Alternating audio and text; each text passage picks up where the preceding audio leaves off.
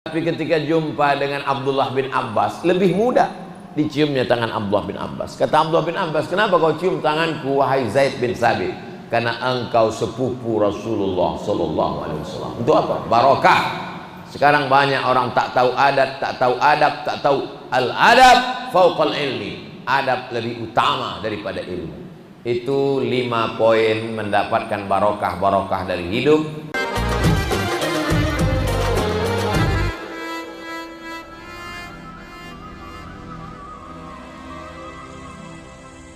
Assalamualaikum warahmatullahi wabarakatuh. Alhamdulillah wassalatu wassalamu ala rasulillah sayyidina wa maulana Muhammad ibni Abdillah wa ala alihi wa sahbihi wa man tabi'ahu wa mawala. Yang sama-sama kita hormati Sayyidi Al-Habib Hasan bin Saleh Al-Jufri, Habib Ahmad Al-Jufri, Habib Muhammad Barakbah, Bapak Hasan Basri, anggota DPD RI dari Kalimantan Utara, bapak-bapak, ibu-ibu, hadirin hadirat, jamaah fardu subuh, semuanya dimuliakan Allah Subhanahu wa taala. Judul kita pada subuh kali ini, membangun negeri, lupa pula panjang kali tema, penuh berkah. Kita kalau jumpa sama orang, yang kita mintakan itu berkahnya. Assalamualaikum warahmatullahi wabarakatuh. Makan, yang kita minta itu berkahnya. Allahumma barik lana. Kalau ada orang umurnya bertambah, yang kita mintakan berkahnya, barakallahu laka. Kalau ada orang nikah, yang kita mintakan itu berkahnya, barakallahu lakuma wa baraka alaikuma wa jama'a bainakuma fi khair. Lahir anaknya, yang kita mintakan itu berkahnya, barakallahu laka fil mauhub wa syakartal wahib wa ruziqta birrahu wa balagha asyuddahu. Berkah, berkah, berkah. Saking kan populernya kata berkah ini di Indonesia, nama air berkah, nama toko berkah, merek baju berkah. Sampai-sampai kalau anak kita nanya, ya mak, apa arti berkah? Pokoknya udah berkah, usah kau tanya-tanya lagi. Karena sudah menjadi bahasa Indonesia. Bahasa Arabnya barokah. Asal katanya barokah ya buruku. Biasanya kata dalam bahasa Arab itu terdiri dari 3 huruf. Barokah yabruku, artinya onta turun ke tanah. Itu asal kata barokah. Saya punya tanah, Habib punya tanah, Pak Hasan Basri punya tanah, ibu punya tanah. Ini tak disebut ibu, merajuk balik pula. Ada 4 petak tanah, datang onta. Tiba-tiba onta ini turun ke tanah saya. Kalau tanah ini sama ukurannya, sama jenisnya, tiba-tiba onta datang turun ke tanah saya, yang berkah itu tanah saya. Kenapa? Karena otomatis saya dapat daging onta, dapat bulu onta, dapat susu onta, dapat kencing onta, dapat tunggangan onta. Maka tanah saya lebih daripada tanah yang lain. Itulah mengapa barokah itu diartikan ziyadatul khair, kebaikan yang berlebih dari yang lain. Makanya dikaitkan dia dengan kebaikan, penuh berkah, kebaikan. Ini yang membuat judul ini orang berilmu. Banyak juga kadang judul itu panjang, tapi kita tak tahu entah apa isi kesimpulannya. Ketika ditanya ke panitia, kenapa judul ini panjang sekali? Biar dapat izin Pak Ustaz. Makna barokah yang kedua artinya adalah kolam, birkah. Birkah itu kolam. Saya punya tanah, Habib punya tanah, bapak punya tanah, ibu punya tanah. Tapi tanah saya ini ada kolamnya.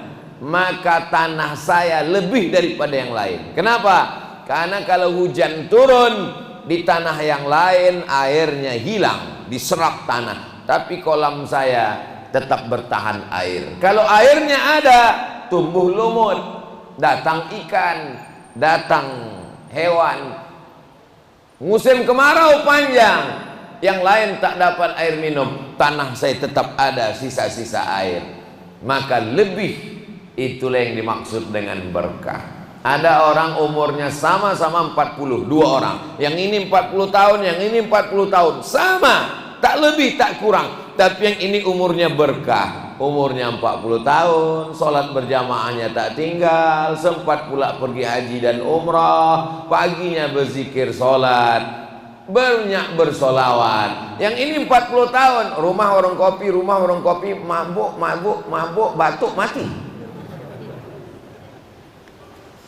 Jadi kalau selalu kita mintakan makan itu berkah, sama-sama satu piring, sama-sama lauknya udang. Kenapa Ustaz tiba-tiba ingat udang tadi malam? Saya tengok banyak kali udang. Saya di beberapa kali tempat ini, Masya Allah, ada kepiting, ada udang, ada ayam, ada kambing. Satu meja, kursi di samping tuh orang-orang hebat semua. Satu pun tak ada yang berani makan ini, takut semua. Saya bilang ini tidak ada kolesterol Bapak, kolesterol ada nanti di puskesmas.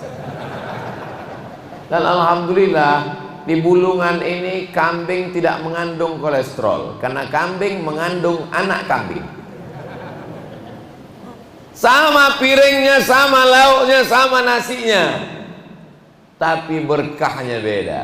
Yang ini dimakan menjadi darah daging, yang ini dimakan tak ada berefek apa-apa, ada barokahnya. Makanya kita disuruh makan itu minta barokah. Allahumma barik lana, sepiring ini menjadi berkah, menegakkan tulang belakang. Orang beriman itu makannya gunanya liyuqima sulbahu, tegak tulang belakangnya, supaya bisa dia bangun malam usolli sunnatat tahajud raka'ataini lillahi ta'ala Allahu Akbar, supaya bertenaga dia, bisa dilangkahkannya kakinya ke masjid, supaya lantang suaranya, bisa dia menyuarakan hak dan batil.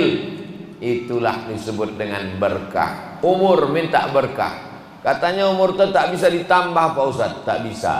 Umur itu bukan paket 2 giga bisa ditambah-tambah. Umur itu bukan air isi ulang bisa ditambah. Lalu yang kita minta tambah itu apa? Berkahnya. Isinya sama-sama 300 ml. Tak bisa bertambah, tak bisa dikurang. 300 ml. Tapi berkah itu apa? Bisa dirubah isinya. Botolnya tak bisa dirubah, tapi isinya bisa dirubah. Kalau botolnya 300 ml, isinya air putih, harganya 5.000. Tapi kalau diisi minyak goreng, tak usah lah kita sebut minyak goreng Pak. Kalau kita isi madu, bisa harganya menjadi 200.000. Tapi kalau diisi dengan minyak kayu gaharu, bisa jadi 100 juta, bisa jadi 1 miliar. Kalau yang kualitas premium, macam tahu aja Ustaz. Bapak Ibu yang dimuliakan Allah Subhanahu wa taala, dari beberapa contoh tadi itu untuk memudahkan kita memahami makna barokah. Begitu jugalah dengan hari ini. Hari apa ini? Hari Ahad ini. Mudah-mudahan hari Ahad kita ini lebih barokah daripada hari sebelumnya.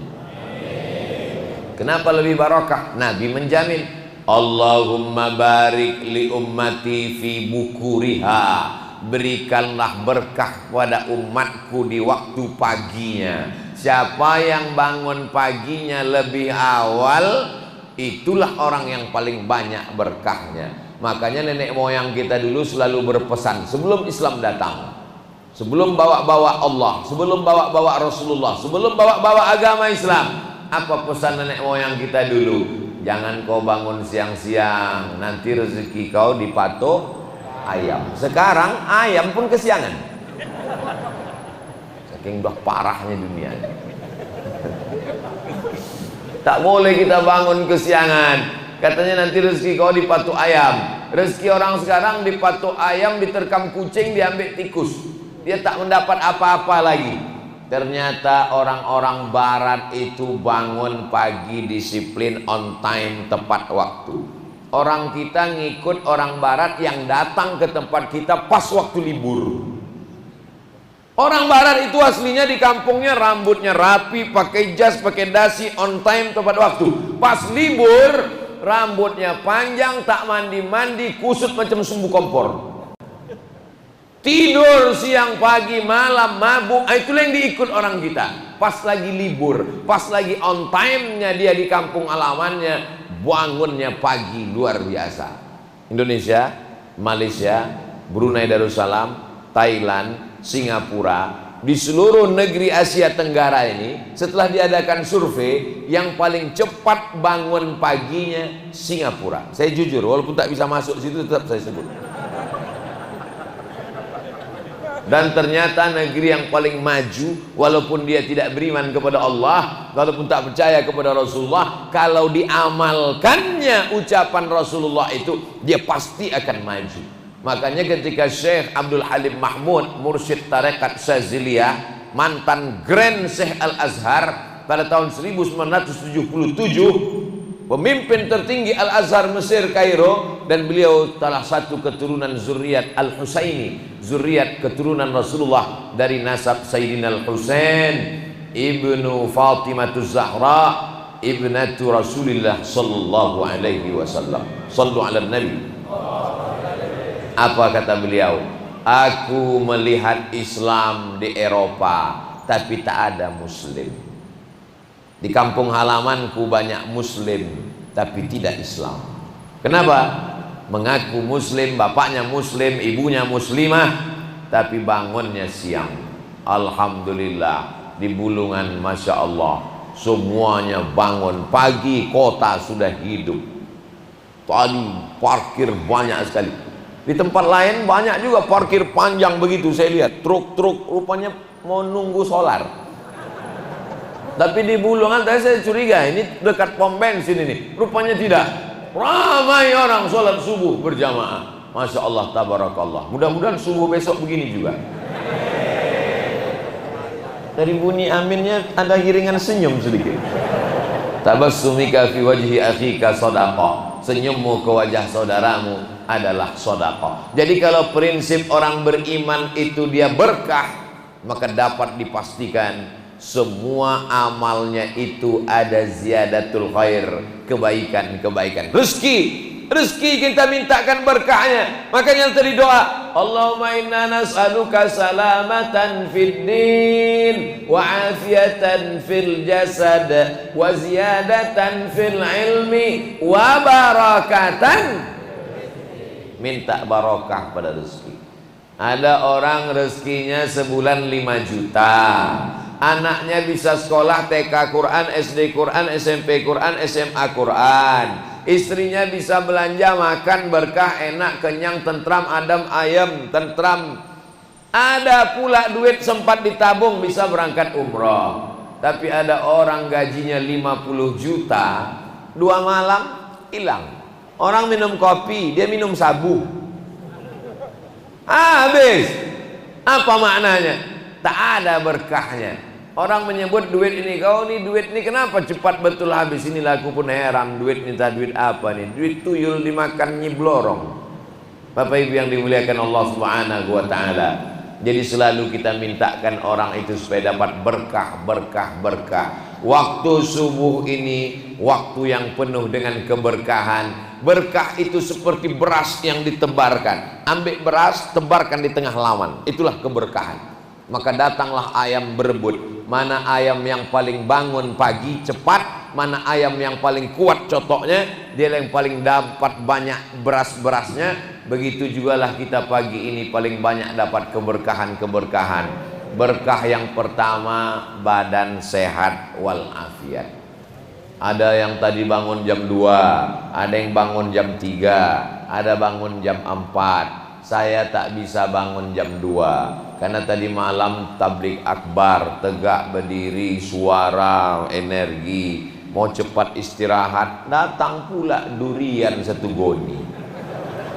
Mau tak dimakan mubazir, mau dimakan tertidur malam. Saya biasanya kalau lelah, capek, letih, saya setel 1 jam sebelum azan subuh.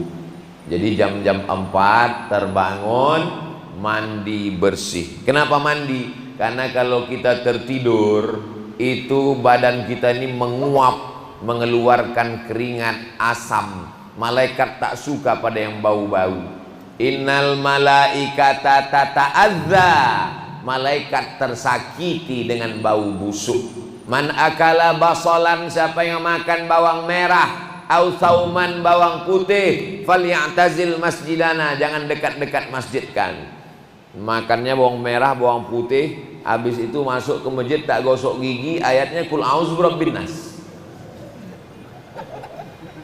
Dia ingat Allah, kawan sebelah pingsan. Innal malaikata, malaikat pun tak mau. Makanya kalau saya hadir di majelis para habaib, itu di samping itu kami waktu ngaji Sahih Sunan Tirmizi dibacakan oleh Sayyid Usama Al-Mansi, maka itu tak selama membaca kitab Sunan Tirmizi tak padam itu gaharu. Sudah gaharu cendana pula, sudah tahu bertanya pula. Dibakar itu menyala terus. Di Arab itu biasa, orang mau nikah dihidupkan kayu gaharu di kamar. Orang malam pertama dihidupkan kayu gaharu. Pagi-pagi di pasar itu dihidupkan kayu gaharu, diputarkan di keliling pasar. Di Mesir sampai hari ini. Di tempat kita kalau dibuat begitu di ceramah ustadz, langsung ustadz berbisik, aliran sesat ustadz ini. Kenapa? Manggil hantu. Padahal tujuan menyalakan itu adalah supaya malaikat ikut di majelis itu mendoakan kita, karena dia suka pada yang harum-harum, yang wangi-wangi. Tapi di kampung saya, karena batang kayu gaharu ini sudah banyak tumbang, sudah tak ada lagi berganti pokok sawit, akhirnya orang membakar menyan. Menyan ini lebih rendah kualitasnya karena dia dari getah kayu biasa, dipotong, dilukai kulitnya, keluar getahnya macam damar, itulah dibakar. Jamaah pun bertanya, Ustaz Somad, apa hukumnya waktu yasinan malam Jumat menghidupkan asap untuk berdoa? Itu sesuatu yang biasa. Saya pun kalau pergi ke Makkah, pergi saya ke tempat tukang jual parfum, saya beli menyan di rumah. Ada yang warna coklat, ada yang warna hitam, ada yang warna kuning bening macam kristal. Itu kalau malam-malam saya bakar. Untuk apa? Untuk mengharum-harumkan semerbak, karena malaikat suka pada yang harum-harum. Makanya para habaib di kantong siwak. Sawusufuf, luruskan sop. Siwak. Kenapa? Karena malaikat tak mau pada bau-bau busuk. Rupanya di dalam serat-serat siwak itu mengandung beberapa zat yang manfaatnya tak kurang daripada 3. Yang pertama, menghilangkan panas dalam. Yang kedua, menghilangkan bau mulut. Yang ketiga, menghilangkan ulat gigi. Karena nenek moyang kita sebelum Islam, sebelum habaib datang ke Nusantara ini tak tahu tentang kayu siwak, maka disuruhnya makan sirih, pakai gambir, pakai kapur, pakai pinang muda. Itu pun juga tidak mau ulat gigi datang. Karena orang yang makan itu mulutnya berwarna merah kehitaman, jangankan ulat gigi, orang pun takut. Jadi rupanya ulat gigi. Dan sekarang dikombinasikan pula, saya lihat beberapa pasta gigi dicampur antara daun sirih, gambir dengan kapur, dicampurkan dengan siwak. Tak masalah, perbuatan yang baik. Jangan pula nanti ketika ditawarkan ini siwak, iya, dicampur dengan daun sirih, bid'ah wa kullu bid'atin dhalalah. Baik, tak salah, dipakai. Laula an asyqa ala ummati, kalau tidak memberatkan bagi umatku, la amartuhum bisiwa, kusuruh mereka bersiwak inda kulli shalah. Mau sholat subuh bersiwak, mau sholat zuhur bersiwak, mau sholat asar bersiwak, mau sholat maghrib bersiwak, mau sholat isya bersiwak, mau sholat tahajud bersiwak, mau sholat duha bersiwak. 7 kali umat Islam gosok gigi sehari. Tiba-tiba ada iklan di pinggir jalan, baleho besar, ajak anak anda gosok gigi 3 kali sehari. What? 3 kali kata dia. Itu udah diskon 50%. Kita diajarkan demikian bersihnya. Supaya apa? Ada keberkahan. Dari mulai awal harinya. Setelah mandi bersih, fresh, tenang, kita pun sholat sunat. Usolli sunnatal wudu raka'ataini lillahi ta'ala. Bilal, sini sebentar Bilal. Bilal itu nama orang. Tempat kita Bilal Muazzin. Padahal namanya Muhammad Hussein. Dipanggil juga Bilal. Satu nama muazzin Nabi Bilal, yang satu lagi namanya Abdullah bin Ummi Maktum radhiyallahu anhuma. Ta'al Bilal, kata Nabi, kesini Bilal. Ada apa ya Rasulullah? Sami'tu daffan 'alaika baina yadayya fil jannah. Ku dengar suara gesekan sendalmu di surga. Ku dengar suara gesekan sendalmu di surga. Apa amal kau wahai Bilal? Orangnya masih di dunia, suara sendalnya sudah ada di surga. Hebatnya Bilal bin Rabah. Kulitnya hitam, hamba sahaya. Kampungnya Nubia, Mesir di atas, Sudan di bawah. Antara Mesir dan Sudan ada satu kampung namanya Nubia. Orang yang berada di Nubia disebut dengan Nubi. Bilal bin Rabah an-Nubi dari Nubia, Afrika Utara. Warna kulit mereka 2, hitam dan hitam sekali. Tapi sendalnya lebih dulu masuk surga. Jangan-jangan Abdul Somad, jangan kau sombong, jangan kau bangga dengan warna kulitmu. Boleh jadi kau lebih mulia sendal Bilal daripada engkau. Bapak Ibu nanti yang pulang mana tahu sendalnya hilang, jangan bersedih. Boleh jadi sudah masuk surga dulu. Apa amalmu Bilal? Apa pekerjaan yang kau lakukan Bilal? Apa wiridmu Bilal? Kata Bilal, aku tak pernah meninggalkan sholat sunat wudhu setiap selesai berwudhu. Jangan tinggalkan.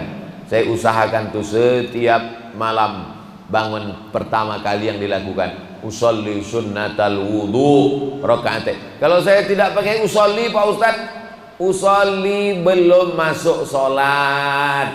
Sholat itu startnya A. Allahu Akbar, itulah sholat. Adapun sebelum A itu, jadi kalau ada orang mengatakan apa hukumnya kita ucapkan usolli, belum masuk sholat.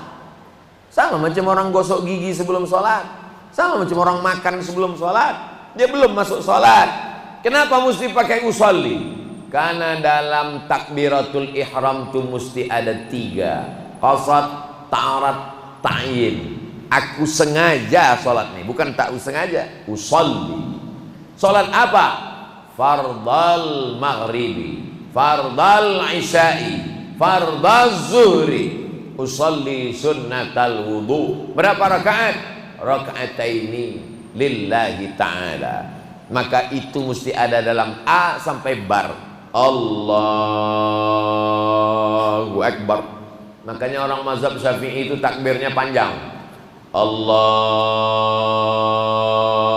Akbar, karena dia muqaranah niat, sejalan niatnya. Macam tadi saya takbir sholat subuh panjang, itu bukan kemauan saya mau jadi imam tadi. Ustaz Somad ini petantang petenteng maju, tak boleh orang datang maju jadi imam. Mesti ada perintah dari imam ratib. Kita satu kota ini, satu kabupaten ini, satu provinsi Kalimantan Utara, yang paling layak jadi imam ulil amri, pemimpin. Makanya Nabi Muhammad SAW tak pernah digantikan, kecuali beliau mengangkat pengganti. Meninggal Nabi Muhammad SAW, Abu Bakar Siddiq menjadi imam. Nabi sakit tak bisa maju, maju Abu Bakar Siddiq. Nabi sakit di kamar Nabi sebelah kiri bersama Sayyidatuna Ummul Mukminin Aisyah. Aku tak bisa sakit, kau jadi imam Abu Bakar. Abu Bakar jadi imam. Nabi rasa badannya agak sehat. Pas Abu Bakar sedang menjadi sholat, keluar Nabi. Sedang sholat Abu Bakar Siddiq, keluar Nabi.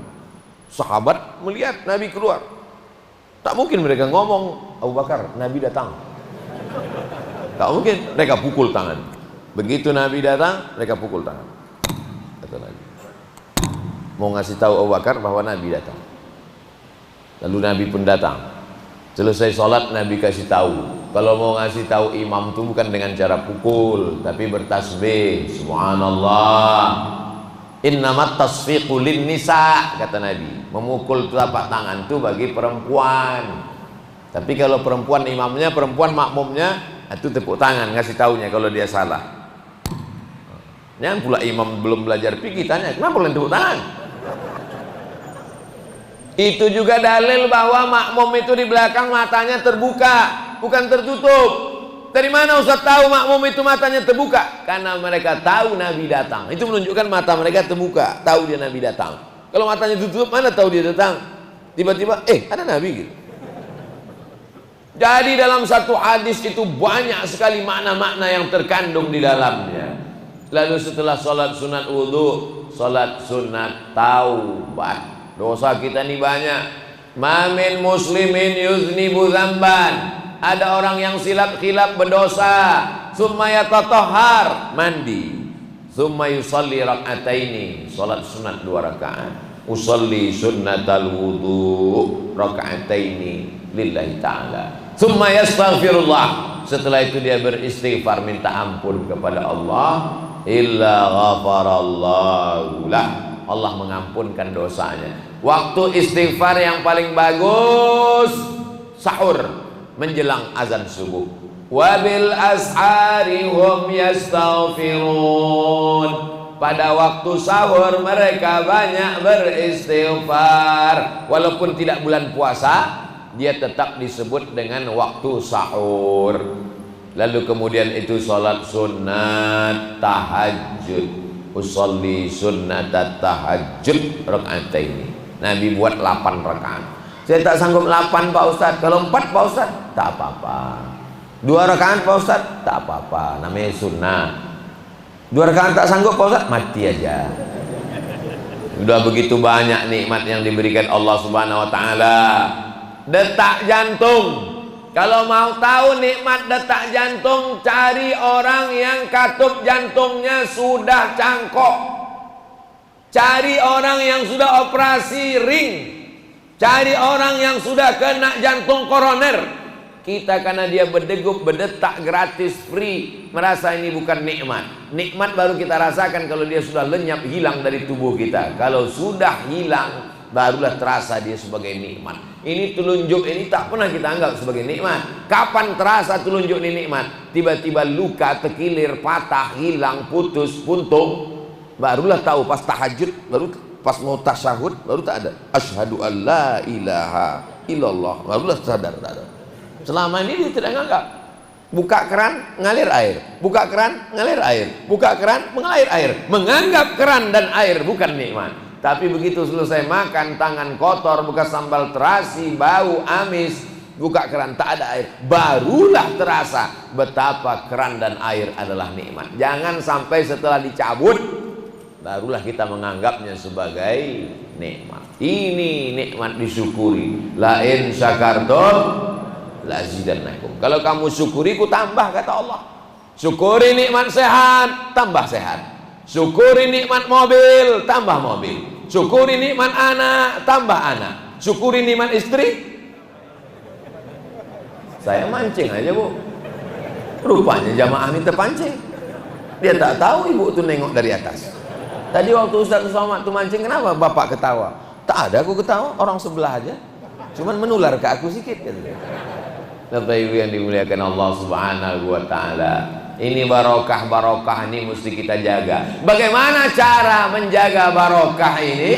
Pertama, bangun lebih awal, lebih pagi. Yang bangunnya sudah pagi ini mudah-mudahan istiqomah. Yang tadi bangunnya pas 5 menit menjelang azan subuh, besok malam supaya ditingkatkan lagi, agak-agak 1 jam. Kita paham jam 2 itu susah, nanti tidur lagi bangunnya. Kenapa Nabi dan sahabat Nabi itu mudah bangun jam 2 malam? Karena mereka tidurnya setelah Isya. Ada orang sekarang tidur setelah Isya? Ada? Pondok pesantren tahfiz Quran. Syekh Hashim Asy'ari, pendiri Nahdlatul Ulama, saya baca biografinya karena kebetulan saya menulis disertasi tentang beliau. Itu tidak menerima tamu setelah Isya. Tapi dia tak sebutkan alasannya. Alasannya ketemu dalam hadis Nabi, makruh hukumnya ngomong setelah Isya, kecuali ngomong tentang masalah agama. Kalau baca kitab boleh. Kenapa dia tidak terima waktu tamu setelah Isya? Kan dia terima tamu dari maghrib ke Isya. Kenapa? Karena kalau setelah Isya nerima tamu, susah dia pulang dan tak mungkin kita usir tamu. Jadi Bapak Ibu kalau mau nerima tamu, buat menerima tamu dari maghrib ke Isya. Azan Isya, pulang sendiri. Setelah Isya, tidur. Jadi kalau tidur jam 8 Isya, 9, 10, 11, 12, 1, 2, logis, masuk akal. 6 jam tidur, bangun. Dan tidur yang paling berkualitas adalah setelah Isya. Jadi kalau ada orang mengatakan tidur 8 jam sehari, betul, tapi ada tak betulnya. Kenapa? Buktinya saudara kita, kawan kita yang security jaga malam, pulang dia jam 6 malam, jam 6 subuh, pulang ke rumah, tidur dari jam 6 subuh sampai jam 6 sore, badannya tetap 5L, lemah, letih, lesu, letoy, loyo, lunglai. Kenapa? Karena ternyata tidur yang berkualitas bukan kuantitas banyaknya, tapi tidur berkualitas adalah dari Isya ke tengah malam. Kita tak bisa tidur cepat karena setelan mata kita dari awal, dari kecil, dari muda, dari remaja memang di setel tidurnya tengah malam, begadang. Walaupun udah dinasehati begadang, jangan begadang kalau tidak ada maknanya, tapi tetap juga. Kenapa payah tidur malam? Karena disitulah game online, PlayStation dan macam-macam, box office, Real Madrid, Barcelona, Manchester United, Liverpool. Paling tidak bangun 1 jam sebelum azan subuh, lalu kemudian mengundang barokah. Di antara yang menyebabkan barokah ini datang ada doa. Makanya doa ini luar biasa. Datang pernikahan anak orang, barakallah. Ini banyak orang ketika naik ke atas pelaminan untuk mendoakan, tak ada berdoa, asik selfie, cik. Tak apa-apa berfoto, tapi sebelum foto itu doakan dulu, barakallahu lakuma wa baraka alaikuma wa jama'a bainakuma fi khair. Kalau hafal doanya, kalau tak hafal gerak-gerakkan aja mulut. Masa doa itu tak hafal, sudah dinyanyikan oleh Maher Zaid, barakallahu lakuma wa baraka alaikuma wa jama'a bainakuma fi khair. Barakallahu lakuma, Allah berikan berkah pada kalian waktu senang. Wa baraka alaikuma, Allah berikan berkah pada kalian waktu susah. Karena tak selamanya pernikahan itu senang. Ada masanya dipukul ombak, dihempas gelombang. Wa jama'a bainakuma fi khair, disatukannya kalian berdua dalam kebaikan. Ketika lahir anaknya, kira-kira setahun sesudah itu, biasanya dulu begitu. Kita undang akad nikah, setahun sesudah itu diundang walimah. Dulu gitu, sekarang enggak. Akad nikah Januari, April tiba-tiba diundang anak. Terus ditanya, cepat kali kau punya anak. Ini namanya bibit unggul. Bukan malu dia perbuatan dosa, bangga pula itu. Ilaha illallah Muhammad Rasulullah. Barakallahu laka fil mauhub. Semoga Allah berikan berkah pada anak yang dikaruniakan Allah. Wa syakartal wahid, kau bersyukur kepada Allah. Wa balagha asyuddahu, anak ini sampai usia remaja dewasa. Wa ruzikta birrahu wa balagha asyuddahu, menjadi anak berbakti. Jangan bosan mendoakan orang. Saya kalau jamaah minta doa langsung, Ustaz Somad doakan anak saya ya. Barakallahu laka fil mauhub wa syakartal wahib wa ruzikta birrahu wa balagha asyaddahu rabbana hab lana minal sholihin wa izuka bi kalimatillahi tammati min kulli syaitani wa hammati wa min kulli ainil lamma. Ustaz Somad doakan saya supaya cepat ketemu jodoh ya Pak Ustaz. Hari gini kau tak nikah juga, sedangkan yang udah nikah aja mau nikah lagi. Saya kalau ada anak-anak muda mau minta doa nikah, saya doakan, tapi agak sedikit marah. Apa yang menghalangi anak muda sekarang menunda pernikahan? Ustaz Somad doakan kami murah rezeki ya. Allahumma ftah lana abwabal khairi wa abwabal ni'mah wa abwabal rizki wa abwabal barakah. Kenapa? Karena kalau ditunda doanya nanti lupa, bertumpuk-tumpuk dia. Langsung kita doakan di depan dia. Supaya apa? Sekaligus mengajarkan dia untuk berdoa respon cepat. Kita tidak boleh menunda-nunda perbuatan baik. Begitu yang diajarkan Rasulullah SAW. Datang orang membawa anaknya kecil, ya Rasulullah, doakan anakku ya Rasulullah. Didoakan Nabi, Allahumma aksir amwalahu wa auladahu waj'alhu min ahlil jannah. Banyakkan hartanya, banyakkan anaknya, jadikan dia penghuni surga. Nama anak yang didoakan Nabi itu namanya Sayyidina Anas bin Malik. Nama emaknya yang menyerahkannya namanya Ummu Sulaim. Ketika sampai ke kota Al-Madinah Al-Munawwarah, Allahumma aksir amwalahu wa auladahu waj'alhu min ahlil jannah. Banyakkan hartanya, banyakkan anaknya, jadikan dia penghuni surga. Apa yang terjadi? Orang nanam kebun kurma, setahun panen sekali. Kebun kurma Anas bin Malik setahun panen berkali-kali. Apa yang terjadi dengan Anas bin Malik? Sahabat Nabi yang terakhir meninggal di kota Basrah, Irak. Sahabat Nabi yang terakhir meninggal, sahabat Nabi panjang umurnya, Anas bin Malik di Basrah, Irak. Yang terakhir meninggal di kota Makkah bukan Anas bin Malik, tapi Anas bin Malik terakhir meninggal di kota Basrah, Irak. Anas bin Malik punya murid banyak sekali, panjang umurnya, murah rezekinya. Ketika Anas bin Malik meninggal, dihitung anak cucunya lebih 100 orang, anak dan cucu-cucunya. Mukatsirum bikumul umam yaumal qiyamah. Aku nanti nabi yang paling bangga pada hari kiamat karena umatku paling banyak. Jadi Bapak Ibu silakan banyak anaknya. Yang sudah ada tambah sekali lagi anaknya maksudnya. Supaya apa? Supaya kita menjadi umat yang dibanggakan Rasulullah SAW pada hari kiamat nanti insyaallah. Berkah, berkah, berkah semuanya. Menjaga keberkahan, bangun di awal hari, menjaga keberkahan diiringi dengan doa dalam momen apapun. Menjaga keberkahan, jauhi dari yang haram. Ada suara bunyi titit, itu artinya matahari sudah terbit. Hebatnya di Bulungan, di Tanjung Selor, setiap matahari terbit berbunyi ya. Setiap berbunyi terbit matahari. Setiap berbunyi terbit matahari. Disangka orang kalau dia berbunyi terbit matahari. Tidak ada korelasi sama sekali. Dia berbunyi karena baterai belum habis. Orang selalu berpikir begitu. Kalau dia kerja dapat uang. Kalau dia kerja dapat harta. Kalau dia bekerja dapat hasil usaha. Ketika tidak bekerja tidak dapat. Ini orang tidak bertuhan. Tidak selamanya hidup ini sesuai seperti yang kita rencanakan. Kita ingin dapat, kita ingin tak dapat, lalu kita cari cara yang haram, maka Allah tidak memberikan ini dengan yang haram. Wa anfiqu, berinfaklah, min thayyibat, yang baik-baik. Wa anfiqu, berzakatlah, min thayyibat, yang baik-baik. Innallaha thayyibun, Allah maha baik. La yaqbalu illa thayyiban, Allah tidak menerima kecuali yang baik-baik. Ada orang ngantar ke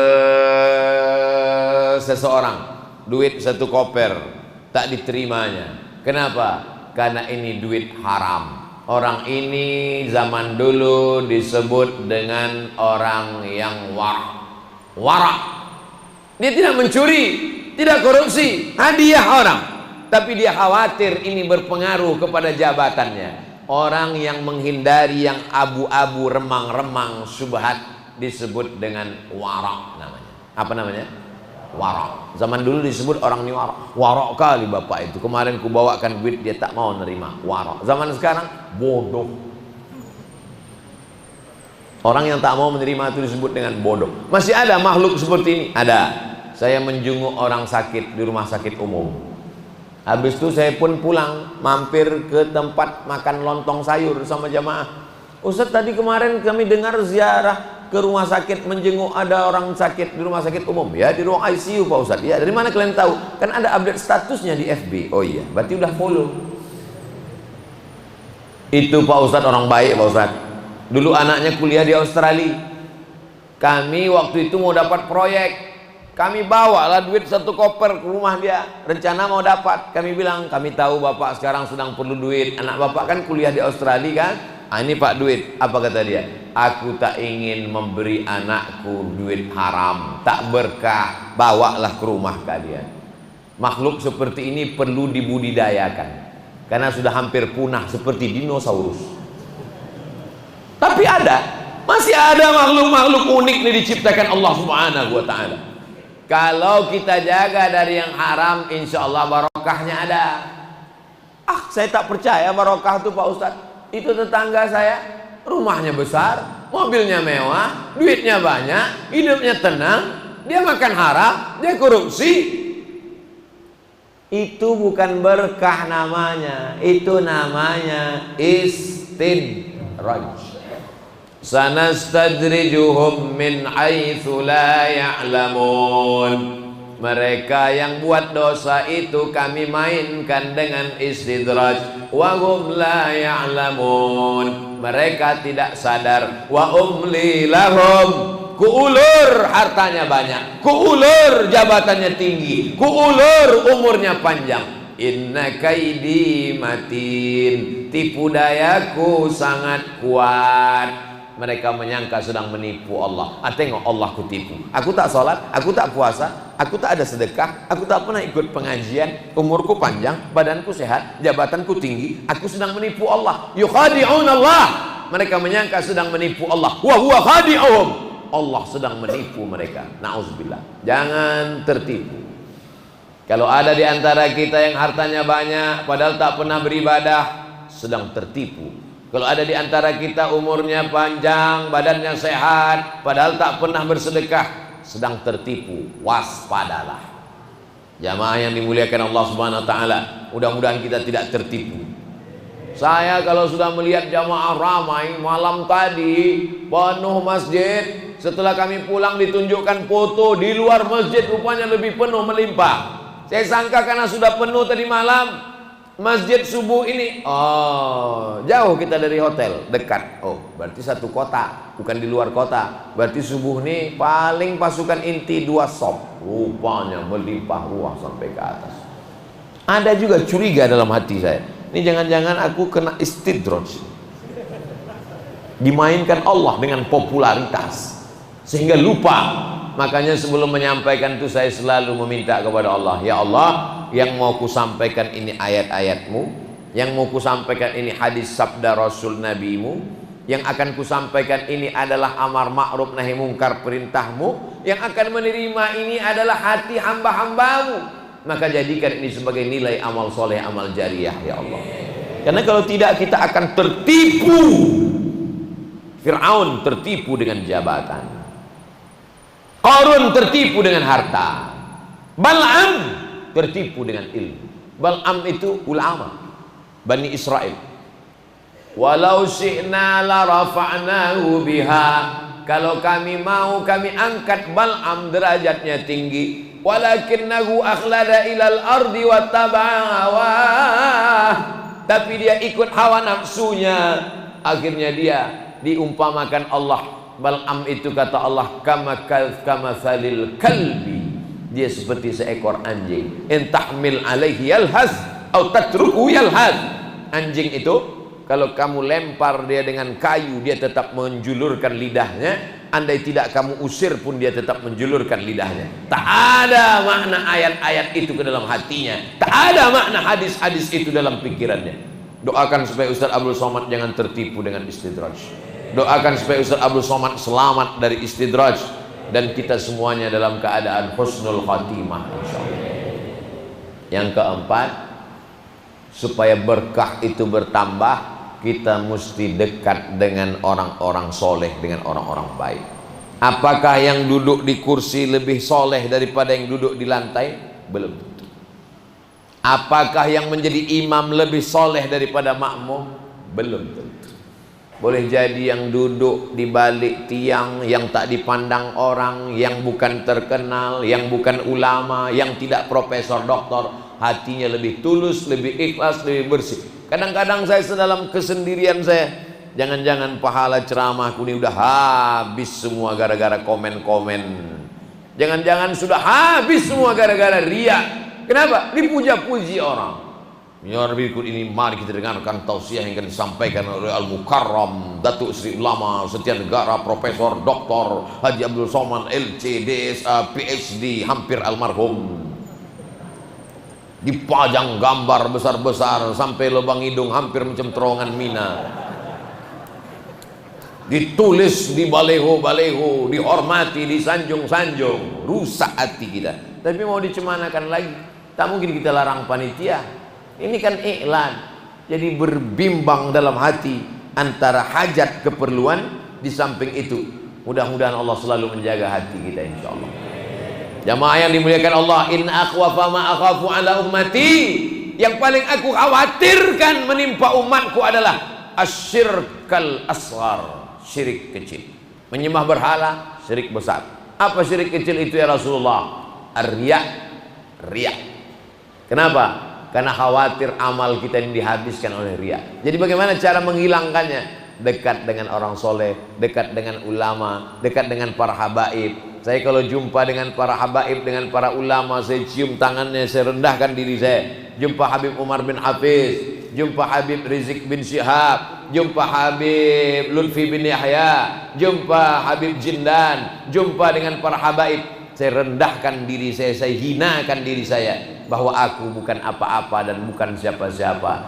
Makanya setiap saya pergi ke satu kota, saya pergi kepada ulama-ulama. Kalau masih hidup saya datang, sudah meninggal dunia saya datang. Pertama kali dulu datang kemari dibawa oleh Bapak DPD Pak Hasan Basri, pergi menyelusuri sungai, naik ke makam di atas, makam ulama. Untuk apa? Untuk merendahkan. Kau belum ada apa-apanya Abdul Somad, kau datang naik pesawat. Mereka dulu datang dipukul ombak, dihempas gelombang, menelusuri laut dan sungai, berhadapan dengan orang-orang. Kau hanya berhadapan dengan buzzer dan haters. Mereka dulu berhadapan langsung dengan orang-orang manusia yang menghadang. Kau kan cuma berhadapan dengan baleho. Ini penting, supaya kalau tidak kita akan merasa kita yang paling beramal, kita yang paling banyak. Mujalasatus sholihin, duduk dengan orang soleh, itu merendahkan diri kita, merendahkan hati kita di hadapan Allah Subhanahu wa ta'ala. Yang terakhir, yang kelima, ada berkah-berkah pada bekas-bekas. Makanya Asma binti Abi Bakar disimpannya kirbah. Kirbah itu kulit kambing. Kulit kambing, orang menguliti kambing itu halus. Saya kalau menengok orang menguliti kambing pakai pisau tajam, pelan-pelan. Saya tanya, kenapa pelan Pak? Takut berlobang, bocor, karena ini nanti untuk tempat air. Di Maroko orang menguliti kambing tidak pakai pisau, dipotongnya di sini, potongnya di sini, dipotongnya di sini, ditiup, diembus, dibelah, ditariknya, macam melepas jaket kulit. Lepas kulit kambing, ditiup pakai kompresor, pakai mulut juga. Di Sudan pakai mulut, di lubangnya di sini, ditiupnya langsung dicopot, lepas. Kulit kambing itu kemudian dijemur, dikikis, diikat pakai tali, pakai benang, diisi air, tempat air. Seperti film-film koboi, tempat minum air yang terbuat dari kulit, diminum oleh Nabi Muhammad SAW. Disimpan oleh Asma binti Abi Bakar. Kalau anaknya demam, dituangnya air, diminumkannya ke mulut anaknya, bekas minum Nabi Muhammad SAW. Kalau hiduplah Asma itu sekarang, habis dibid'ahkan orang. Syirik, bid'ah. Mana topi saya? Kata Khalid bin Walid. Khalid bin Walid panglima perang. Ketika sebelum Islam, panglima perang melawan Nabi. Setelah masuk Islam, panglima perang juga melawan musuh-musuh Islam.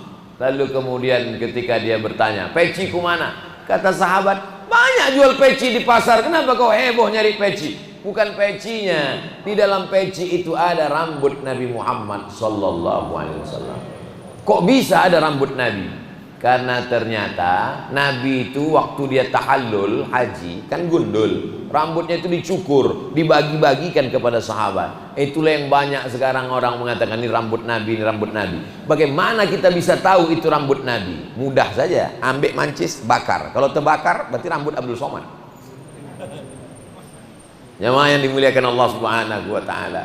Nabi Muhammad sallallahu alaihi wasallam meninggalkan keberkahan-keberkahan. Imam Ahmad bin Hanbal meninggal tahun 241 Hijrah. Artinya antara dia dengan Nabi 2 abad setengah. Ketika dia datang ke Masjid Nabawi, diusapnya mimbar Nabi. Mimbar Nabi itu 3 lantai, 1, 2, 3 tangga. Diusapnya mimbar Nabi, dicium. Kenapa? Dia ingin mendapatkan berkah dari bekas tapak kaki Nabi Muhammad SAW, tapak kaki Abu Bakar Siddiq, tapak kaki Umar bin Khattab, tapak kaki Utsman bin Affan, diucapnya dicium. Ini untuk menjawab nanti kalau jamaah tiba-tiba video saya sebar, kenapa Ustaz cium tangan Habib? Kenapa Ustaz cium tangannya? Mencium tangan itu maksudnya dicium pakai mulut. Banyak juga anak-anak sekarang suruh cium tangan. Itu bukan mencium, itu menempelkan ke kening. Ada pula saya tengok, ke pipi. Dicium pakai mulut, ke tapak tangan. Dari mana dalilnya? Karena Anas bin Malik berkata, aku serumah dengan Nabi 10 tahun, ku cium tapak tangannya, atyabu min rihil miski, lebih harum daripada semerbak kasturi. Di antara amalan-amalan barokah yang dilakukan. Kami ketika bertamu ke rumah Sayyid Ahmad bin Alawi bin Abbas Al-Hasani Al-Maliki, didudukkannya saya di sampingnya, dipakaikannya saya sorban di kepala saya, lalu kemudian dikasihnya air minum, bekas air minumnya. Dia ingin tahu Abdul Somad ini termasuk orang yang suka mengambil barokah daripada habaib zuriat Rasulullah, daripada ulama salafuna saleh, tapi tidak hanya sekedar mengambil barokah dari fisik, mengambil barokah daripada ilmu jauh lebih utama, mengambil barokah dari sanad hadis, mengambil barokah dari sanad zikir, mengambil barokah dari sanad doa. Sanad itu apa? Silsilah keilmuan. Kamu dapat hadisnya dari mana? Dari Sahih Bukhari. Imam Bukhari dapat dari mana? Dari gurunya Abdullah bin Maslamah. Gurunya dapat dari mana? Dari Imam Malik bin Anas. Malik bin Anas dapat dari mana? Dari gurunya Abu Zinad. Abu Zinad dapat dari mana? Dari Al-A'raj. Al-A'raj dari mana? Dari Abu Hurairah. Abu Hurairah dari mana? Dari Sayyidina wa Maulana Muhammad sallallahu alaihi wasallam. Anas bin Malik, Zaid bin Sabit, Khalid bin Walid, Abdurrahman bin Auf, orang-orang hebat luar biasa. Tapi mereka adalah orang-orang yang merendahkan dirinya di hadapan Rasulullah sallallahu alaihi wasallam. Zaid bin Sabit itu cerdasnya. Zaid bin Sabit lah yang diangkat sekretaris pengumpulan Al-Quran di pelepah korma, di tulang onta. Sahabat Nabi itu hafal Quran, tapi dalam bentuk tertulis tak ada. Yang hafal Quran meninggal 70 orang ketika memerangi Nabi palsu namanya Musailamah Al-Kazzab. Musailamah Al-Kazzab, Nabi palsu. Zaman dulu Nabi palsu itu diperangi. Zaman sekarang Nabi palsu dicarikan pengacara gratis lembaga bantuan hukum atas nama HAM, hak asasi manusia. Makanya banyak Nabi palsu bermunculan. Zaman dulu perang, mati. Rupanya dia punya tentara juga. Umat Islam tentaranya meninggal 70 orang penghafal Quran. Itu menunjukkan zaman dulu tentara-tentara hafal Quran.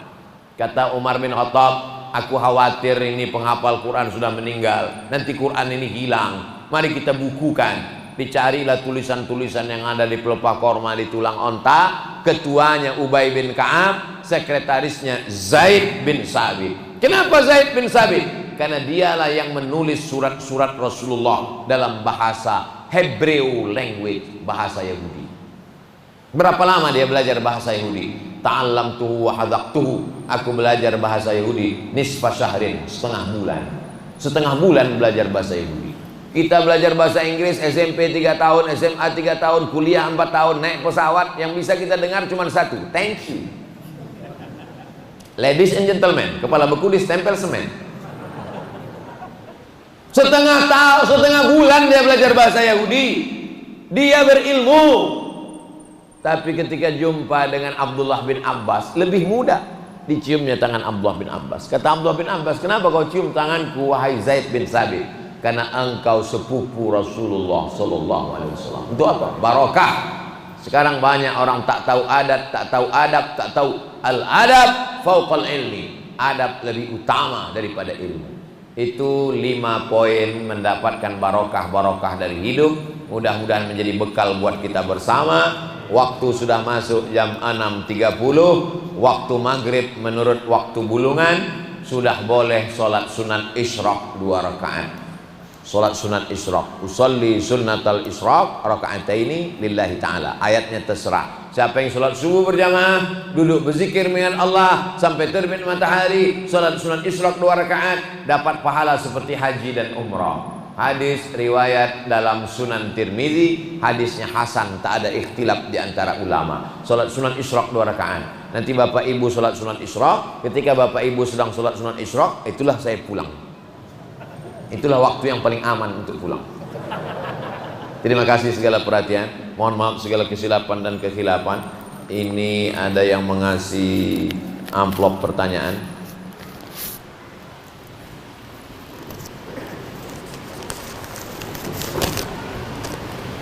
Assalamualaikum warahmatullahi wabarakatuh. Waalaikumsalam warahmatullahi wabarakatuh. Ahlan wa sahlan Buya Abdul Somad, barakallah. Semoga Allah memberikan berkah kepadamu.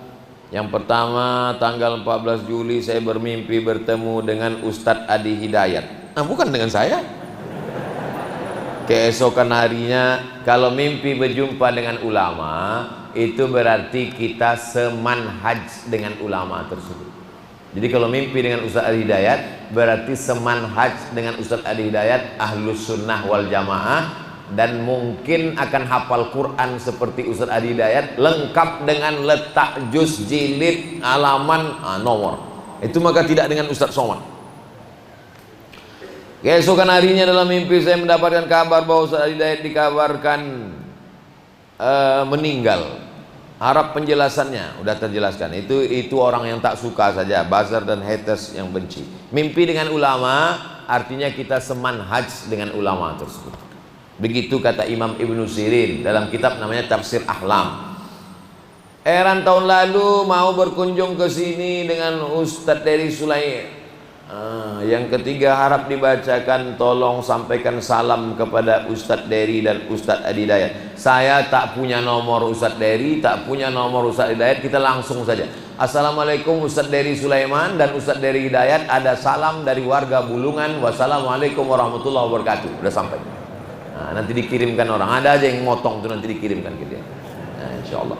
Terima kasih atas segala perhatian. Mohon maaf atas segala kehilapan dan kesilapan. Supaya kita mendapatkan barokah hidup, barokah keluarga sakinah mawaddah warahmah, barokah anak menjadi soleh dan solehah, barokah rezeki supaya bisa berwakaf, berinfak, berzakat, bersedekah, barokah ilmu dan amal dalam amal soleh, barokah sampai bersama Rasulullah dalam surga Jannatul Firdaus.